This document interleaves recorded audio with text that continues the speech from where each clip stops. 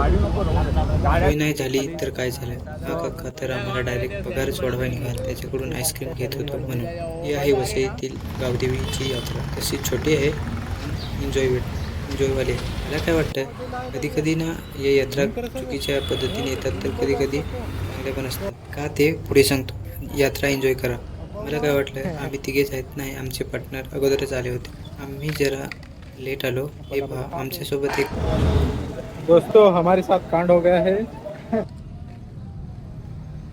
आम्ही गेल्या वर्षी याच यात्रेत आलेलो तेव्हा खूप जास्त गर्दी होती, दुकानं जास्त होती, किंमत लेवलवर होती. आणि आज जरा किंमत जास्तच आहे, गर्दी कमी आहे. कदाचित वार मुले झाले असेल, कारण तिकडे युद्ध चालू आहे, सप्लाय होत नाही.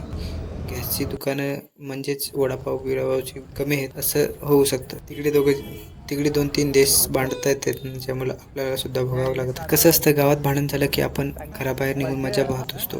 पण आज काय झालंय, भांडतात इराण वर्सेस इस्रायल आणि त्यात अमेरिका. त्यांचा परिणाम आपल्याला सुद्धा भोगावा लागतो. ते या यात्रेत मला समजलं. म्हणजेच आमचा गॅस अजून आहे घरी, तसं आम्हाला टेन्शन नाही. आपल्याकडे कसे लाकडं भरपूर असतात. आता सांगतो की यात्रा कधी कधी का बरोबर असतात आणि कधी कधी का चुकीचे असतात. आता कोणी माझ्यासारखं कंपनीमध्ये येत असेल आणि त्याचा पगार जर 10 तारखेला होत असेल आणि अशा यात्रा महिना संपता किंवा महिन्याच्या स्टार्टिंगलाच येत असतील, तर मग त्याची यात्रा कधी आल्या पाहिजेत, तर 10 किंवा 15 या तारखेला आल्या असल्या तर बरं झालं असतं. पण तसं होत नाही, तर या दिवसा व्यतिरिक्त बाकीचे सगळे दिवस आपले सारखेच असतात, तसे आज आहेत.